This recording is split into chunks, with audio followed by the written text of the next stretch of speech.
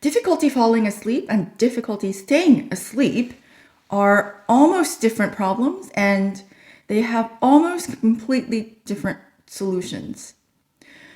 In the opposite pattern, if someone has difficulty falling asleep, but sleep deeply and continuously for 7 to 8 hours, a circadian related adjustment can often resolve the issue completely.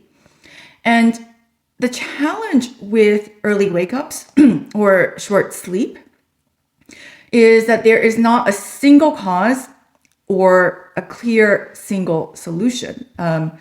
Difficulty staying asleep is very often more complex because whether it's a 3 a.m. or early wake up that shortens sleep, in the individuals that I see is usually related to them being in a lighter than ideal sleep for that period of their sleep window. And therefore, again, more vulnerable to disruptions by various things, whether that's bathroom trips, thoughts, a car honk outside, pain, or dreams that wake up the individual and keep them awake. It's less about the noise. Of course, it could be, if there's a fire alarm that's very loud, that's designed to wake you up, you want to wake up.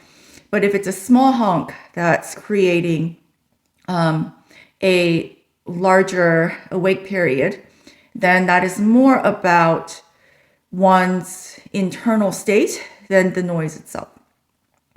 I often explain that having brief awakenings is not the core problem. And here's one way to look at it, right? During sleep, our brain cycles through 80 to 120 minute ultradian cycles.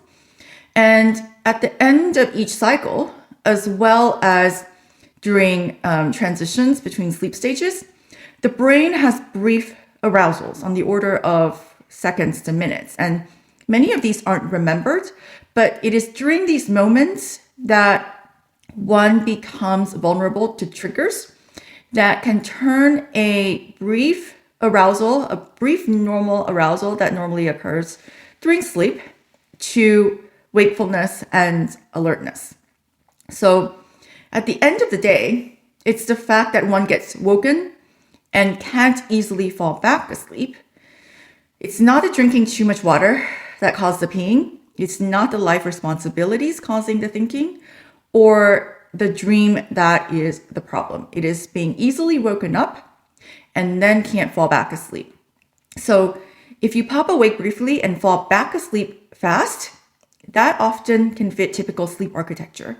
If your awakenings are now long, frequent, and makes you feel wired and alert, then something is amplifying the natural sleep transition arousals into sustained wakefulness.